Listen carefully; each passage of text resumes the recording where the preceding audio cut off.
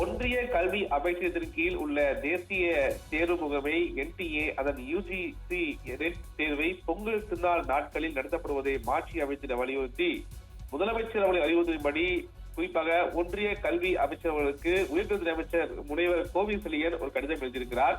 அதில் ஒன்றிய கல்வி அமைச்சகத்திற்கு உள்ள தேசிய தேர்வு முகமை NTA அந்த UGC நெட் தேர்வை 3 ஜனவரி 2025 முதல் 16 ஜனவரி 2020 நடத்த அறிவித்துள்ளது.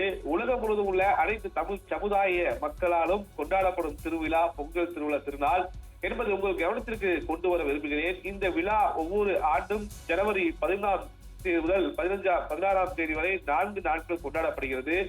இந்த ஆண்டு 2013ஆம் தேதி போகி பண்டிகையும் 14ஆம் தேதி பொங்கலும் தமிழ் புத்தாண்டு பண்டிகையும் ஜனவரி 15ஆம் தேதி திருவள்ளுவர் தினமாகவும் மாட்டுப் பொங்கல் ஜனவரி 16ஆம் தேதி உழவர் திருநாள் காணும் பொங்கல் கொண்டாடப்படுகிறது.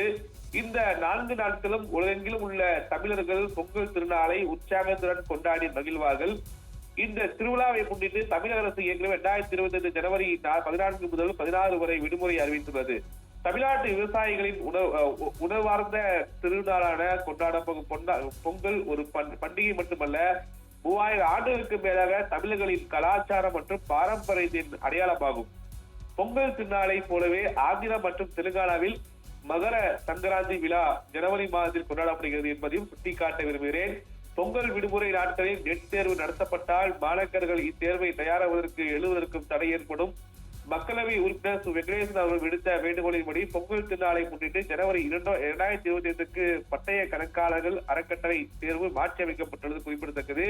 எனவே தமிழ்நாடு மற்றும் பிற மாநிலங்களில் உள்ள மாணவர்கள் மற்றும் கல்வியாளர்கள் பாதிக்கப்படுவதை தவிர்த்திடும் வகையில் பொங்கல் திருநாள் விடுமுறை நாட்களில் நடத்தப்படுவதை அறிவிக்கப்பட்டுள்ள UGC நெட் தேர்வு மற்றும் பிற தேர்வுகளை வேறு தேதிகளில் நடத்துவதற்கு உரிய நடவடிக்கை எடுக்க வேண்டும். இவ்வாறு ஒன்றிய கல்வி அமைச்சர் அவர்களுக்கு எழுதியுள்ள கடிதத்தில் உயர்கல்வித்துறை அமைச்சர் முனைவர் கோவிசெழியன் தெரிவித்திருப்பது மிக முக்கிய செய்தியாக பார்க்கப்படுகிறது.